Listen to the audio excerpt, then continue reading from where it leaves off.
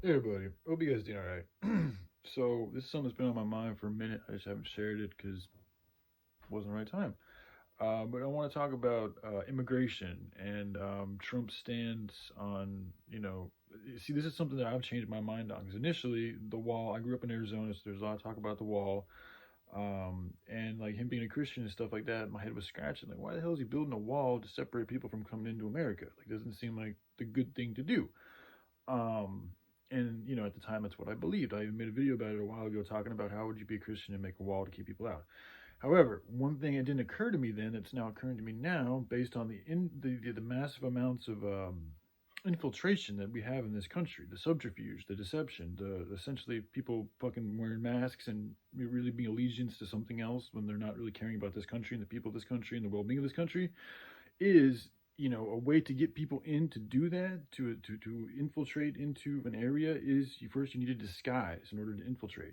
So I'm not saying there's plenty, and I've lived in Arizona and I've worked in Arizona in many different restaurants, and I have my like the most, I have a ton of respect for Latino workers and any other type of race workers, but I've worked with a good amount of Latino workers, and they're some of the best hard workers I've ever seen in my life. They really are, and they have hearts of gold. I mean, not everybody, there's always good and bad and everything, but from largely what I've experienced is they've got hearts of gold, and they're beautiful people, and they work really fucking hard.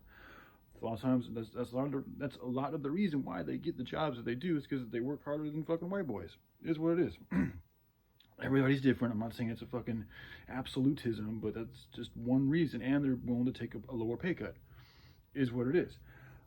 But beyond all that, what I want to say is that if you were a nefarious organization or an entity or alien species or whatever the fuck you want to call it, an opponent, and your objective was to infiltrate an area that was secure and righteous and good for the most part, like America has been, because it's founded on good ideals, like getting away from tyranny and all these type of things are very good, giving people rights, free speech, like another thing with free speech, like back in the day, they didn't have the issues with like people trying to turn people into transgenders and stuff like that. That's all stuff that's evolved throughout the time. So I think the free speech thing, we need to analyze exactly what parts of speech we want to allow to be free and open, and what parts maybe shouldn't be talked about. Like, should we allow strangers to speak to our children in a way to motivate them or influence them about why they think it's good for people to like change their sexes? Like, that might not be something we want strangers to be speaking to our children. And that's just one area. You can go into many different areas with free speech, but things like this didn't happen like back when the country was founded. Like, there wasn't transgenderism. I'm pretty sure it's a pretty new thing, and I have nothing against people who choose to make that choice. I just want people to make that choice when they're adults, after they've gone through the education system, after they've had a chance to grow up and find out who they really are, instead of being influenced by people all the time, and then they're eating all these foods that are doing all these different things to their DNAs, and they're watching these TV shows that are changing their chemicals and hormones, and it's a whole conglomerate of little things that are having a huge effect. This is why it's so hard for a lot of people to really identify what's going on here, because it's so many little things working together for one big, mighty, evil goal, in my opinion. And it goes back to the immigration. So again, if you're going to disguise a bunch of infiltrators, one of the best ways this enemy likes to work is by, the saying of the devil, one of the greatest tricks the devil ever did was convincing the world he didn't exist. So if you can convince people that these are immigrants coming from war-torn areas and they're complete victims, and there are some of them, I'm not saying that all these people coming here are completely infiltrators, because as I just said, I've worked with a number of these people who are not evil at all. They're very good-hearted people. But I do think there's an element of these people that have been labeled immigrants that are actually working with nefarious agencies, a global thing all over the world, to come in here and to portray themselves as victims, as refugees, as immigrants, when in actuality they're here to help and work with a nefarious organization that wants our downfall, wants humanity's downfall, wants America's downfall, wants the whole world's downfall, wants all the animals, the waters, the airs, all this shit. They want it all down. That's their MO. That's their opponent, that's the game, that's the character they're playing, and that's what they're doing.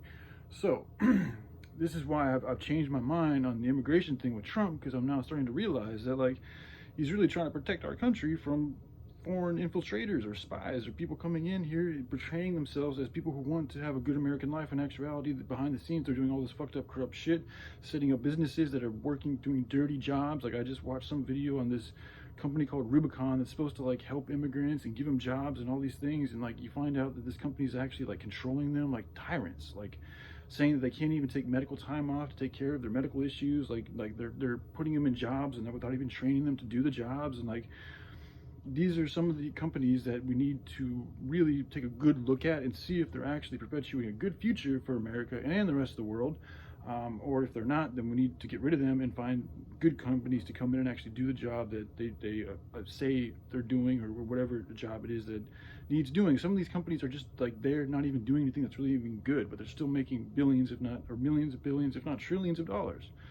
And it's happening all right in front of our faces. And a lot of it has to do with distraction. People are just too busy. They're too burned out. This is also why it's like, you don't see anybody else online trying to solve all the humans' problems, because everybody else is busy working. That's why I've at 37 years old, I'm still living in my parents' basement, because I've dedicated the last 5, 6, 7 years of my life to finding out the solutions to this human problem.